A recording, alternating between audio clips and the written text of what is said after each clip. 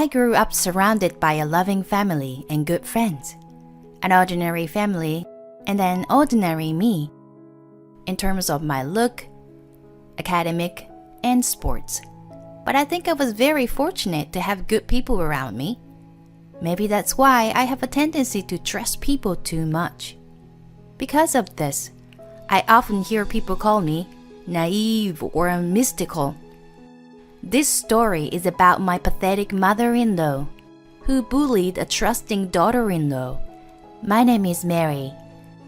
I'm 31 and work as a salesman. My husband Jake and I just got married a year ago. So I still feel like a newlywed then. Let's have a baby, I used to say, but honestly, I was still enjoying our newlywed life. Jake's parents were still together and lived about 20 minutes ride from our apartment. Diane, Jake's mom, used to invite us to dinner at the house, and we enjoying a family dinner once a month. My friends worried that, isn't it too much for you to go to your in-laws' house once a month? But Tom, Jake's dad, was a good conversationer. And Diane was sweet, so it was not at all bothersome for me. Besides, Diane seems to be the type who preferred to work alone in the kitchen, so I was always treated like a guest. I used to happily join aperitifs with Jake and Tom until the dinner was served. So it was easier than preparing dinner at home. There was only one thing that concerned me. That day, we were again at the in-laws' house for a family dinner. But when I tasted the chicken soup Diane made, I groaned involuntarily. What's wrong, Mary? Jake looked at me curiously. Just that I have never had a celery in chicken soup at my parents', so I thought it was interesting. It's delicious, Diane. Is it? Thank you. There's plenty more. Oh, great. I struggled to smile back at Diane, who was looking happy. One more bowl of this soup would stir up my blood pressure. That's how salty the chicken soup was. I glanced at Jake and Tom, but they seemed enjoying the soup. This is a normal taste of home cooking for them. That day too, I accepted. I forced myself to eat up the soup that contained so much sodium that it could dissolve. Apparently, my in-laws seems to be like intense flavors. Diane's cooking was as salty as seawater at times, and as sweet as condensed milk at other times. The first time that I tried it, I almost spit it out. But the other members of the family ate it as normal as any other day. I was astonished with their preferred flavoring. I felt bad to leave food, so I usually ate it all. But it must have been too much that my stomach used to get upset. The impact of eating such an intense flavored food on a daily basis was my great concern for their health. I had consulted with my nutritionist friend, and I've been collecting recipes and pamphlets. But there was no way a new daughter-in-law could say, "Your cooking is too rich in flavor. Please modify recipes." By the way, my home cooking was exactly seasoned according to the recipe. I thought it was flavorless for Jake. I used to ask him, "Is it good?" constantly. Even time I did. "Whatever you cook is delicious," he replied sweetly. But if we grew up eating such rich food, I couldn't believe he was being honest. Regardless, I prioritized our health and cooked with normal seasonings. Then, there was one more thing that worried me. Diane served solid food. The rolls of bread on my plate were dry and hard ones. Sometimes, partially rotten fruits were served for dessert. I discreetly removed the parts I couldn't eat. but I was worried that my in-laws were to get food poisoning sooner or later. Cookies for your snack, Mary. Those cookies Diane gave me were expired at 6 months ago. Jake realized and, Mom, those cookies are expired. Alerted. Diane replied, Oh no, I am so careless. I was relieved that she left it aside. But then I shivered when I found the same box of cookies mixed in a snack bag she gave me on the next visit. I have seen this symptom before. The time my grandma got dementia. What to do? Diane's still in her 50s. I doubted she had dementia. I wanted to discuss with Jake about the too rich flavored food, and Diane may be showing signs of dementia. But I was too afraid that it was too much for him. Then one day, a small miracle happened to us. I became pregnant. I'm finally going to be a dad. Is it a boy or girl? Jake stroked my belly every day with excitement. When are we going to tell our parents? Should we wait until the end of first trimester? Well, doctor only confirmed the heartbeat. But I want them to help me in case something happens. So I will tell them after the 12 weeks checkup. I guess we just have to wait and see. I can't wait to tell everyone. I think my mom's gonna cry when she hears the news. You're right. I imagine Diane congratulating me with tears in her eyes. I felt warmth in my heart. I had been so excited about my long-awaited pregnancy that many things had completely slipped out of my mind. The following weekend, when I saw Diane's chicken soup on the table, I finally realized that there was a big problem. If I ate her ovary-seasoned food, it might affect my baby. The pregnancy books I'd been reading said, high blood pressure and diabetes can affect the condition of pregnancy and childbirth. Stella breads and all the other things that might be expired. Could be okay for me but might affect my baby. The thought made me anxious and couldn't start eating. Oh no, Mary, you haven't eaten at all. I hope it wasn't too bad for your taste. Diane looked at my plate and frowned. No, it's not that. She's tired and doesn't have much of an appetite. Jake thought it was morning sickness and rushed to save me. I see. Are you working too hard, Mary? Don't push yourself too much. Thank you. Tom was kind, but Diane's face remained grim. I felt guilty for leaving the food and lying to them. But after everyone else finished their meal, Diane offered me a large brownie with an ice cream on top along with a cup of tea. Have some sweets at least. I'm sure it will relax you. Thank you so much. What a thoughtful person. I thought I would at least have a bite. But lately I got heartburn after eating sweets. I saw Jake got a smaller piece without an ice cream.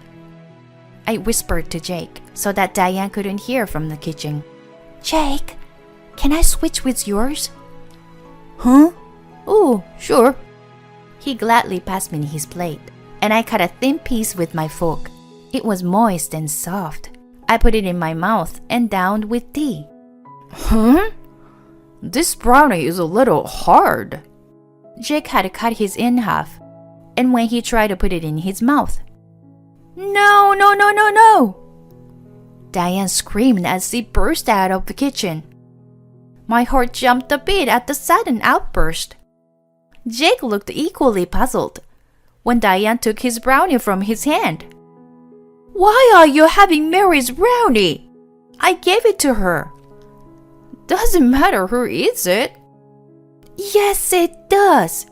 This one is outdated. What? Whoops. An unexpected bombshell silenced us all. Confused by her revelation, I asked, That brownie was old. I didn't notice because the ice cream was melting on top. My words didn't ease the situation. Instead, it only confirmed that there was malice in Diane's reaction. In other words, my mom was trying to hide the saltiness by adding ice cream on top. Isn't that right, Mom? Jake asks Diane without any emotion. The calmness of his rage made him even more fearsome. Diane seemed to know it, and she was quickly trying to make things right. No, that's not it. It's old, but it's a big and still tasty, so I wanted Mary to have it. Then why did you so forcefully stop me from eating it? You gave it to Mary even though you knew it wasn't safe to eat. No way. Even I, a slow learner, finally realized, and I felt a shiver run down my spine. Well, I mean, you have been feeding me stale food and giving me expired snacks. All was intentional, wasn't it? What? What's going on, honey? Tom was glaring at Diane like a devil. No, not on purpose. I just happened to have some left over, and I didn't want to waste them. So I gave to Mary. That's what you call on purpose. I can't think of any good reason to make someone else eat bad food that you don't want. But she's not really our family. She's an outsider, so why not give her the old food, right? You came to my family too, but you had never been treated like that. No, but... Diane was banging on a table in panic. As I watched her, my heart dropped. There was no sign of Diane, who I loved so much. I was deeply disappointed and wondered if it was all an illusion. As much as I believed she was a kind and nice person, I felt even more disgusted. Now that I knew I had been betrayed, she looked like a distressed demon making excuses. Then there was one more thing that bothered me. Was it all harmless? Could it be also on purpose that all your food tasted so intense? What? Tom and Jake were aghast. Oh? Diane's expression said, "Oh, shoot," with a devil-like expression. Jake grabbed my bowl of chicken soup. Don't, Jake! Ignoring Diane's cry. Jake took a spoonful, then he spit it out. Ew! It's like seawater. Tom, too, tried a sideways I didn't touch, and scolded. Mary, were you always eating up this kind of food? Yes. I thought this was the normal taste here. You and Jake ate it too, so... That's because ours was normal. I see. So that's how it was. Seeing me realize all that, Jake's shoulders drooped, as if he had lost all his strength. But how could you not realize was it something more than just a bad flavor? She has even given you expired snacks. Because I thought she had gotten dementia. Dementia? Diane's mouth twitched. A daughter-in-law whom she hated to the point to harasses thought her mother-in-law, who was in only her 50s, had dementia, and even pitied was a huge insult to her. How pathetic. You're so sweet. You put up with her because you thought she was sick. Jake assured me with a soothing voice. On the other hand, you, Mom. That's right. I don't even want to know. You were bullying such a good girl who trusted you so. Tom and Jake said. I never thought Diane was that kind of person either. That's why I've consulted many people.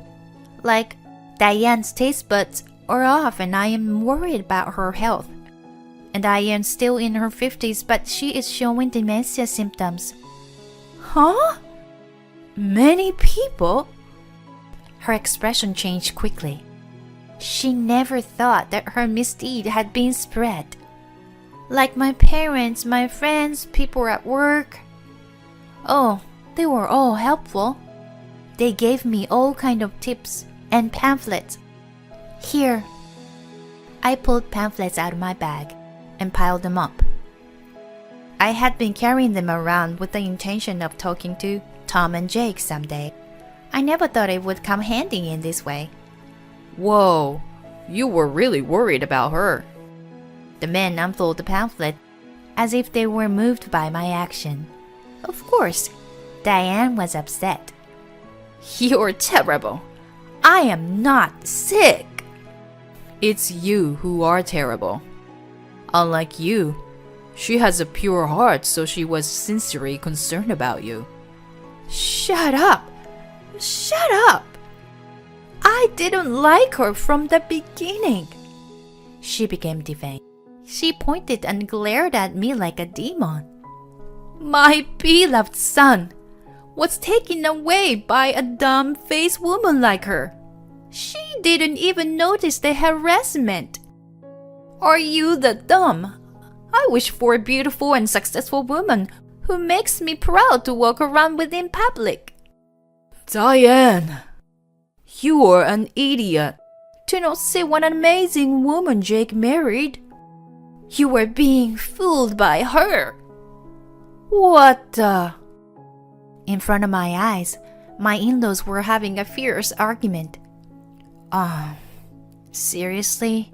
I was hated by Diane. Even though I knew in my head, it was painful to be in someone I trusted. As I slumped, Jake whispered, Why didn't you tell me before our marriage, Mom? If I had known, Jake. Diane looked hopeful. I knew it. He's on my side. Her eye. If I had known, I would have cut ties. Jake?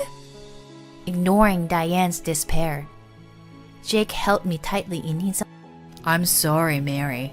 I didn't realize how much crap you were going. Jake, I'm sorry too. I didn't recognize her hideous intention. Hideous? Diane's eyes twitched. She had never expected to be told such a thing by me, whom she had looked down on. I married you because you were so pure. Don't worry, we'll never come here again. Wait, Jake! I won't allow it.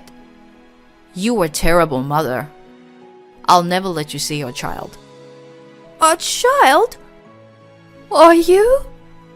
She looked at my belly. Now she knows. But if she had noticed earlier when I had no appetite, it might have had a different outcome. She was too preoccupied with her scheme. Let's go, Mary. Yeah. I took the hand Jake offered and stood up slowly. Wait! I'm sorry. Jake, it was just a small indiscretion. Diane was rushing to grab him, but Jake dismissed her coldly. I am not the one you should be apologizing to. Diane glanced at me. Her eyes were full of disgust. I didn't want to forgive someone who obviously carried a grudge against me. So I opened my mouth before she could say anything. I had a great trust in you, and you betrayed me. I can no longer trust you for the rest of my life. I can't let such a person be with my precious child. Goodbye. No! Diane collapsed in anguish. We left without batting an eye, with Tom seeing us. We would never come here again. It's strange for me to say this, but if only Diane could have cherished our relationship, she could have lived a happy life as a grandmother, surrounded by her grandchildren. What a fool. Later, when I told my parents and friends who had get me their support, You finally realized. They were either stunned or relieved. Apparently, everyone but me was aware that I was being bullied, but they couldn't tell me because I was truly worried about Diane. At least, they were listening to me and collecting pamphlets so that I could prove when I finally realized one day. I felt ashamed and embarrassed that my face was burning. In fact, thanks to the large amount of materials that everyone had given to me, I was able to prove that I had been seriously concerned. Thanks to them, Jake and Tom were completely on my side.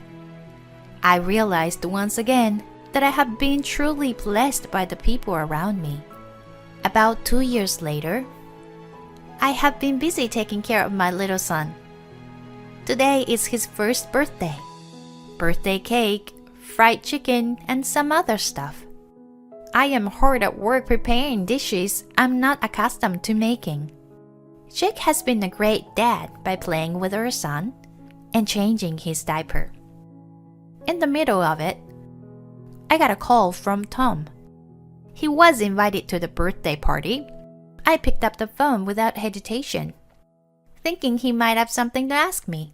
Hello, Mary? The caller, who's making sweet voice and checking my mood, was of course not Tom.